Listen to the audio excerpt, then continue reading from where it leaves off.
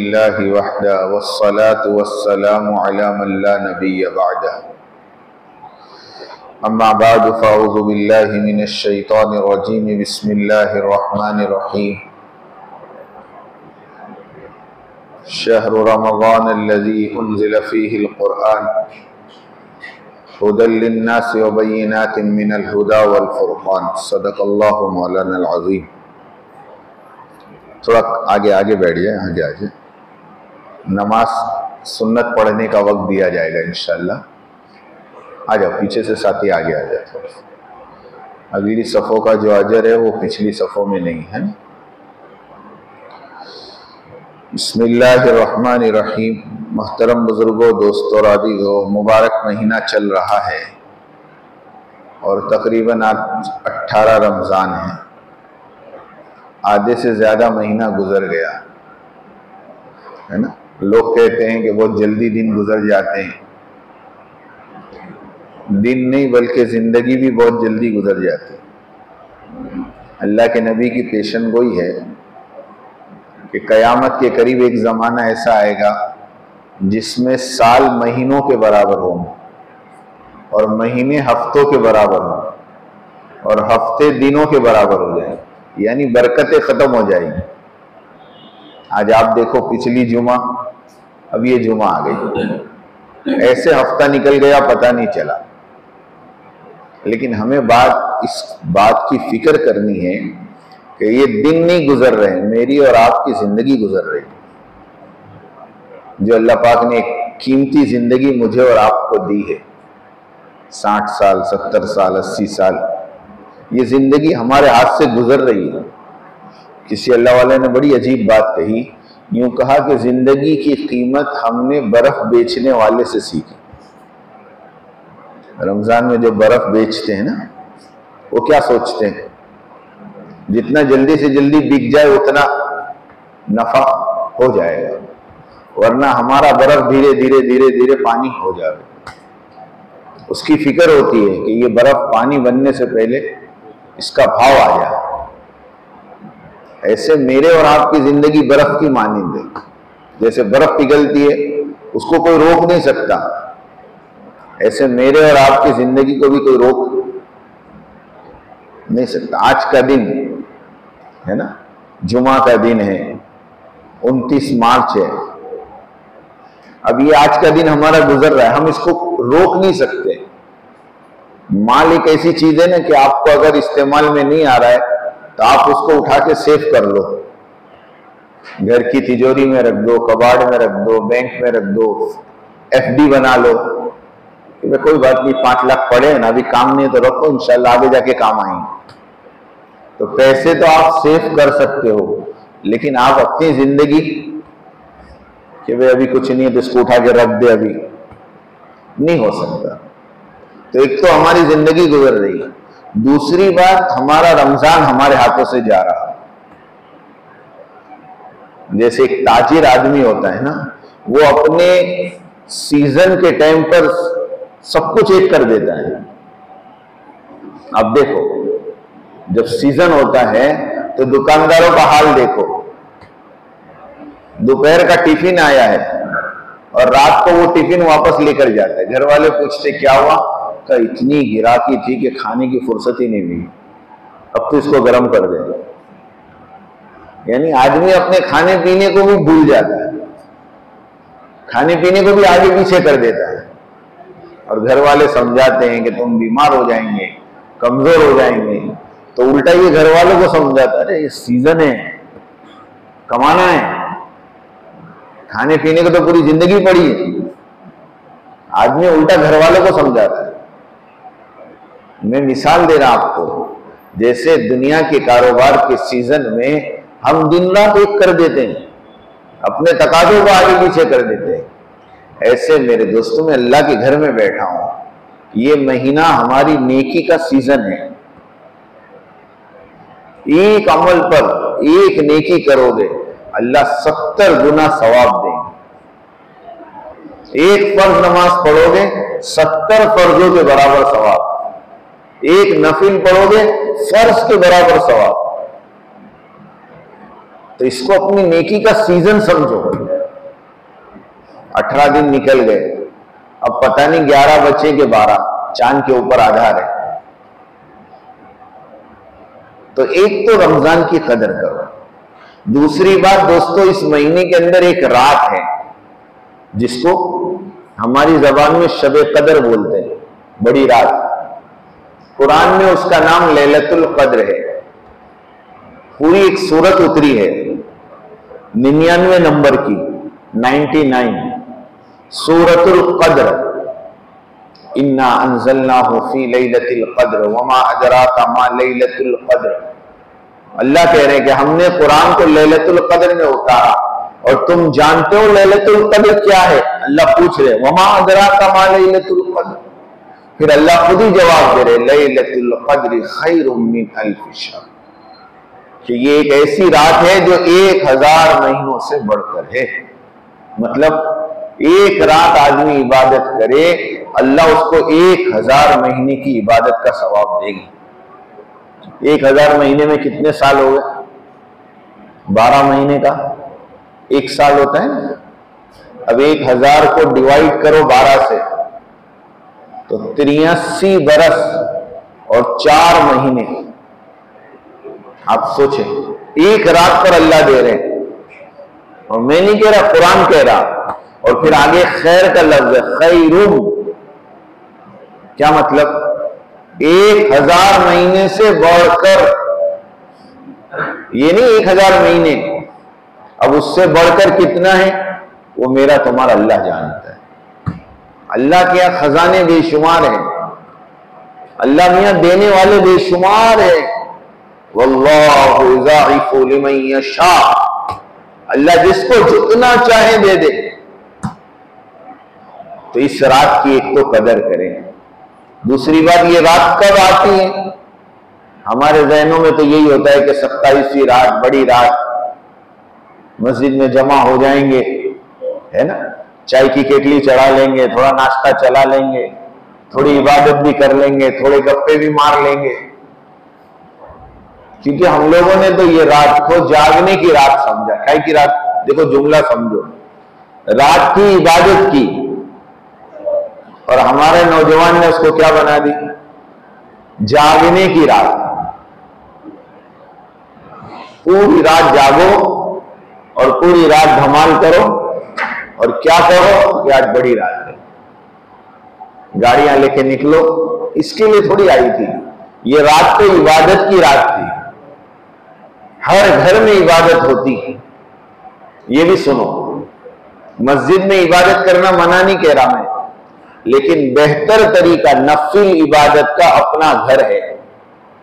दलील क्या है? अल्लाह के नबी ने फरमाया, अपने घरों को कब्रिस्तान मत बनाओ, घरों में इबादत करो। अल्लाह के नबी हजरत आयशा रज़ी अल्लाह ताला अन्हा फरमाती, अल्लाह के नबी रमजान की रातों में अपनी इबादत को बढ़ाते, और आगे एक फरमाया कि अपनी लुंगी को कस के बांध देते। और तीसरी बात फरमाई कि घर वालों को भी जगाने का एहतमाम करते। वरना अल्लाह के नबी मस्जिद का कोना पकड़ के इबादत में बैठ जाते नहीं, अल्लाह के नबी घर वालों को भी जगाते, मतलब घर में इबादत करते। तो बेहतर तो वो है, लेकिन अब चूंकि हम घर जाएंगे तो गिर जाएंगे, घर जाएंगे तो सो जाएंगे, तो फिर मजबूरी के दर्जे में इसकी भी इजाजत है कि आदमी मस्जिद में रहे, थोड़ा वक्त तिलावत करे, थोड़ा वक्त जिक्र करे, थोड़ा वक्त नमाजें पढ़े, सलातुल तस्बीह। हाँ, इस रात में एक मौका मिलता है जिंदगी में, साल में 4 रकात नमाज, जिसके अंदर 300 मरतबा तीसरा कलमा पढ़ा जाता है ना। मेरे से मिल के उसकी तफसील पूछ लें, फजाइल जिक्र में उसकी तफसील लिखी हुई। इस रात में पढ़ने की बातें, पढ़ने की चीजें बता रहा हूं। अच्छा, मैं ये बता रहा था ये रात कब होती? हमारे ज़हनों में तो 27 को, लेकिन उलमाए कराम ने लिखा कि ये रात मुख्तलिफ रातों में आती है। अल्लाह के नबी से जो हदीसें मनकुल है और उन हदीसों के बिना पर जो तरजीहात है कि ज्यादातर ये रात आखिरी अशरे में आती है। 21, 23, 25, 27 और 29। अब 2023 में हो सकता है 23 में हुई हो, तो इस साल 29 में भी हो सकती है, 25 में भी हो सकती है। 5 रातें बताइए, 21, 23, 25, 27 और 29। अगर पूरा महीने नहीं जाग सकते, बेहतर था कि पूरे महीने रात की इबादत हो, पूरे महीने अल्लाह को राजी करने की फिक्र हो। इतना नहीं हो सकता तो कम से कम ये आखिरी अशरा, वो भी मैं आपको बता दूं, इतवार और पीर के दरमियान की रात, ये जो रविवार आएगा, रविवार और सोमवार के बीच की रात, ये 21वीं है। उसके बाद मंगल और बुध के बीच की रात, ये 23 है। उसके बाद जुमा और शनिचर की रात, ये 25 है। और फिर इतवार और पीर की रात, वो 27वीं रात। और फिर आखिरी रात मंगल और बुध के बीच, और हो सकता बुध को ईद हो या जुमेरात को, दो में से कोई एक दिन।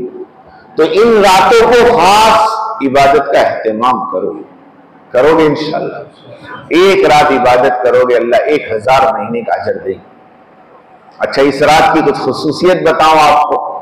इस रात की खुसूसियत यह है कि इस रात के अंदर कुरान कह रहा तनज़्ज़लुल मलाइकतु वर्रूह, कि आसमान से फरिश्ते उतरते हैं, और रूह से मुराद जिब्राइल अलैहिस्सलाम। जिब्राइल अलैहिस्सलाम खुद फरिश्तों की जमात के साथ जमीन पर आते हैं।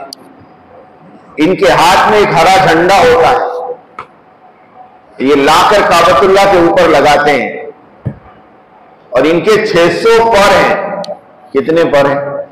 600 पर हैं। उसमें से सिर्फ 2 पर को वो खोलते हैं तो मशरिक से मगरिब ढक जाती है।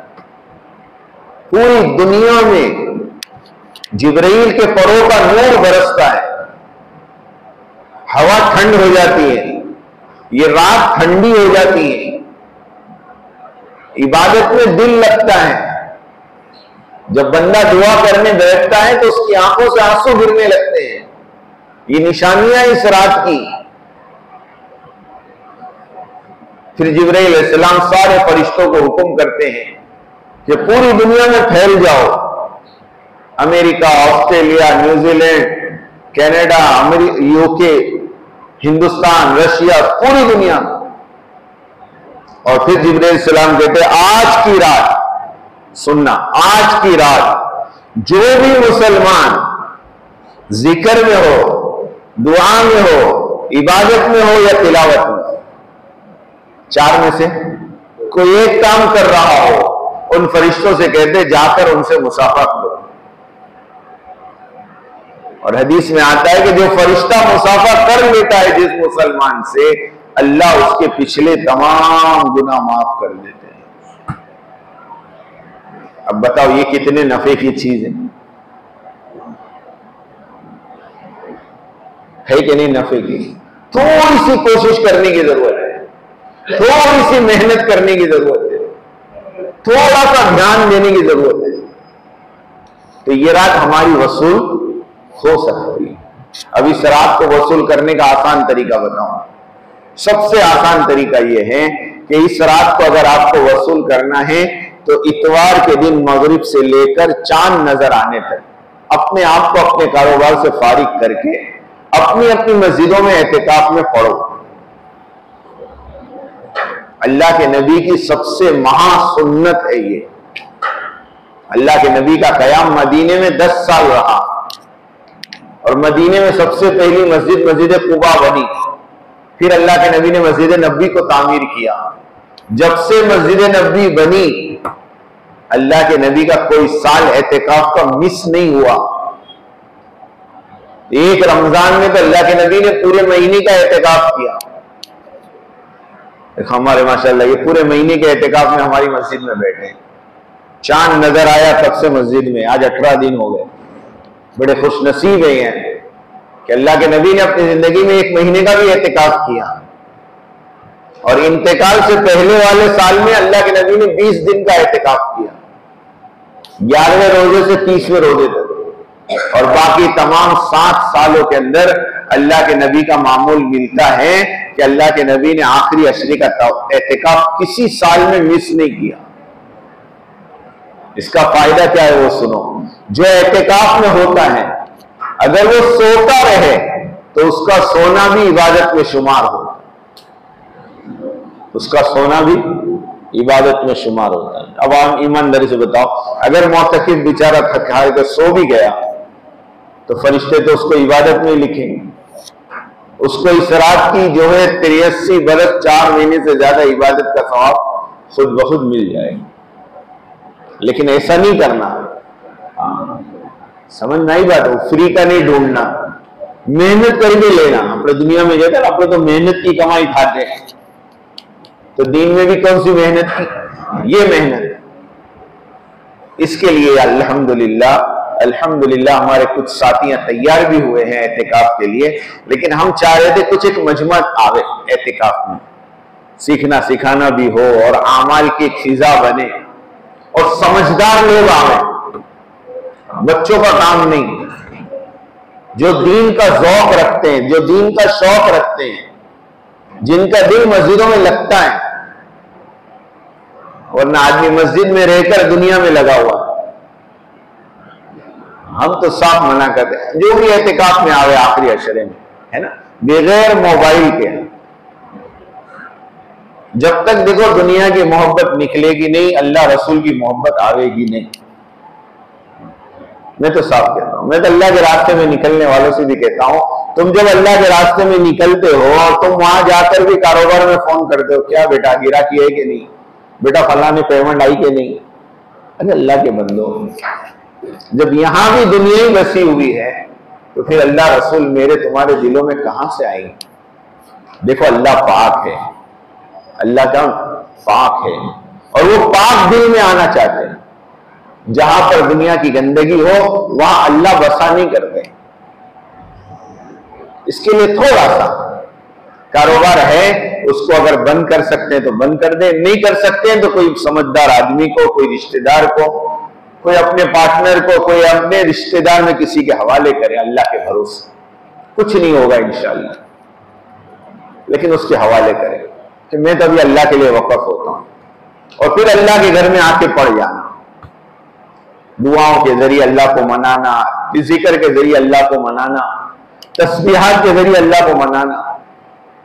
इससे इंशाअल्लाह मेरे दोस्तों अल्लाह खुश होंगे, और अल्लाह खुश होंगे तो ये अल्लाह का जो अजाब है ना, अजाब ये कम होगा। सच कह रहा हूं, पूरी दुनिया में जाकर देखो मुसलमान परेशान है बेचारे। हजरत मौलाना यूसुफ साहब रहमतुल्लाह अलैह के पास एक आदमी ने आकर कहा कि हजरत, निजामुद्दीन बंगले वाली मस्जिद के अतराफ में बाजार में फसाद हो गया है और मुसलमानों की दुकानों को जलाया जा रहा है, मुसलमानों की जान और माल का नुकसान हो रहा है। हजरत मौलाना ने ठंडी सांस भर के कहा कि मुसीबत तो आई है, मुसीबत तो आई है, लेकिन इससे बड़ी मुसीबत यह है कि इन मुसीबतों को देखकर भी मुसलमान अपने आप को बदलने को तैयार नहीं। समझ में आई बात? 5 महीने हो गए, 6 महीने हो गए, अब तो खबरें आना भी बंद हो गई कि क्या हाल है बेचारे गज्जा वालों का। 6 महीने में जो इतनी जबरदस्त सिटी थी, आज इसको खंडर बना दिया। बच्चे बच्चे भूख प्यास से तड़प रहे हैं, लेकिन हमें फुर्सत नहीं उनकी खबर की। लेकिन ये सब हाल देखने के बाद भी मेरे साथ आप चलो अपने जुआपुरा फतेहवाड़ी में, कई मुसलमानों की मुलाकात हुई। साफ तौर पे कहते हमारे से रोजा नहीं रखा था, नमाज पढ़ने को टाइम नहीं मिलता, तरावी भी वो 5-6 तरावी में खत्म हो गए ना मौलवी साहब, छुट्टी। तो बताओ अल्लाह नाराज होंगे कि राजी हो? आप खुद सोचे। हाँ, इसके लिए मेरे दोस्तों इस वक्त का तकाजा यह है कि हम अल्लाह को राजी करें। अल्लाह की नाराजगी का मजहर अल्लाह का अजाब है, और अल्लाह की राजी होने का मजहर यानी अल्लाह जब राजी होते हैं तो फिर अल्लाह बरकतें उतारते हैं, रहमतें उतारते हैं। तो इसका खास एहतमाम करेंगे इंशाअल्लाह। और आखिरी बात ये कि माशाअल्लाह रमजान का महीना अब पूरा होने वाला है, 18 रोजे तो हो गए। एक अमल है वो मैं आपको समझाऊं, वो है सदक़तुल फित्र का। बाज़ लोग पूछते हैं कि सदक़े फित्र क्या है, मैं एकदम शॉर्ट में आपको समझा दूं, समझ में आ जाएगा। ये सदके फितर असल में हमारे रोजों में रह जाने वाली कमी का कफ्फारा है। समझ गए बात को? जैसे एक आदमी हज में जाता है तो उससे गलतियां हो जाती, जो चीज मना है वो हो जाता है कभी कभी, तो उसके लिए वहां भी फिक्रा है कि कुछ रकम सदका करे ताकि वो गलती की क्या हो जाए, बोलो, तलाफी हो जाए। ऐसे हमने रोजा रखा पूरा महीना, अल्लाह का शुक्र है, पूरा महीना तरावी पड़ी, लेकिन इसमें से कोई माई का लाल ऐसा नहीं है, और मैं खुद भी नहीं हूं जो खड़े रहकर यह दावा कर सकूं कि मैंने हकीकत में रोजे का हक अदा किया। कर सकता है कोई? बोलो, हम कोई इबादत का हक अदा कर सकते हैं? कमी कोताही तो रही जाती, बस शर्मगा का और पेट का तो रोजा रखा, लेकिन मतलब वो क्या है कि आंख का तो थोड़ा गलत इस्तेमाल हो गया, और जबान में कभी कभी बच्चों को या नौकर को या बीवी को कुछ उल्टा सीधा बोल ही दिया। अब बोलो ये गलतियां है कि नहीं? कानों से गलत सुन लिया, तो अब इसका कफ्फारा क्या? ये कैसे माफ हो? इसके लिए अल्लाह ताला ने सदक़तुल फित्र दिया, और सदके फित्र के बारे में यहां तक फरमाया कि जो साहिब निसाब हैं, अल्लाह ने जिनको माल दिया है, जिनको अल्लाह ने माल दिया है, उनके ऊपर अल्लाह ने सदके फित्र को वाजिब करार दिया। और ऐसा वाजिब है कि अल्लाह के नबी ने फरमाया लम यहज़र मुसल्लाना, कि अगर तुम सदके फित्र नहीं दोगे तो हमारी ईदगाह में मत आना। यह हदीस अल्फाज के लम यहज़र मुसल्लाना, कि ईद की नमाज पढ़ने भी मत आओ फिर। तो ये इतना बड़ा अमल है। अब लोग पूछते सदके फितर कितना? देखो, एक सदका होता है ना, सदका वो हर आदमी के हिसाब से अलग अलग होता है। क्या मतलब बताऊं आपको? एक गरीब आदमी है, उसके पास 1000 रुपए हैं, वो 1000 रुपए में से अगर 10 रुपए देता है तो 100वां हिस्सा दे रहा है, दे रहा है नहीं दे रहा है। लेकिन एक आदमी के पास 50 लाख पड़े, वो 10 रुपए दे तो उसकी क्या गिनती है? समझ में आ रही बात मेरी? हमारे मास्टर आरिफ साहब जो अहमदाबाद माशाल्लाह कालूपुर के जिम्मेदार हैं, वो कह रहे थे सदका इतना दो कि अंदर से दिल कहे इतना देवाता हो।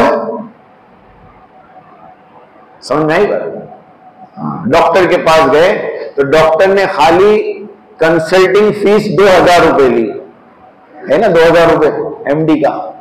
और वहां से नीचे उतरे तो दवा लेने गए तो दवा 1500 रुपए की, अब 3500 रुपए का तो चूना लग गया। अब हॉस्पिटल के बाहर निकले तो एक गरीब खड़ा था, बोले अल्लाह के नाम पे कुछ दे दो। तो घर वालों ने कहा कि सदका दे दो, तो 5 रुपए का सिक्का दिया। अब बताओ 3500 कहां 5 रुपए का? अब सोचो, तो हर आदमी के सदका फितर की मिकदार भी अलग होगी। मैं समझाऊं आप, कम से कम सदका फितर 1.25 किलो गेहूं, सीधी सीधी बात, कि आपके घर में जो गेहूं इस्तेमाल होता है उस एतबार से आप अपना सदके फितर निकालें। कम से कम आज के हिसाब से 65 रुपए बनते हैं। हाँ, क्योंकि यूक्रेन की जंग के बाद गेहूं महंगा हो गया, तो अब कितना हो गया? पहले 40 था, अब 65 रुपया कम से कम फितरा। बात मतलब अल्लाह ने ज्यादा दिया है कि 65 रुपए तो हमारे पास कोई हैसियत ही नहीं है। मुसलमान रोज के 100 रुपए के तो हम लोग मीमा लोग गुटखा खा लेते, अब 65 रुपए का। तो थोड़ा और आगे बढ़ जाओ तो लिखा है कम से कम 3 किलो खजूर दे दें, वो भी कम है तो 3 किलो किशमिश। ऐसे 3 कैटेगरी बनाई, एक तो 65 रुपए, एक 720 रुपए और एक 1020 रुपए। 3 किलो खजूर 720 रुपए। अब जिसकी जो हैसियत है उतना दे, कम से कम 65 रुपए तो देना ही देना है। अच्छा, किसकी तरफ से? मेरी तरफ से, मेरी अहलिया की तरफ से, मेरे बच्चों की तरफ से, हर एक की तरफ से हमें सदके फितर अदा करना है, हर एक की तरफ से। अच्छा, किसको देना है? जिसको ज़कात दे सकते उसी को सदके फितर दिया जाएगा। लेकिन कोशिश ये करें कि किसी ऐसी फैमिली को पकड़ें जो मफलूकुल हाल है, परेशान हाल है, और हम अपने सदके फितर पूरे खानदान के 4, 5, 6 आदमी हैं, जमा करके उसको दे दें ताकि कम से कम उसकी ईद सुधर जाए। उसकी ईद में कम से कम दूध और शिरखुरमा बन जाए बेचारे के घर में। ये बहुत आसान तरीका है। और इसके अलावा अगर नहीं तो आप कहीं मदरसे में भी लिखा सकते, और इसके अलावा कहीं और तो अपने रिश्तेदारों में अलग अलग भी दे सकते, देने की आपको छूट है।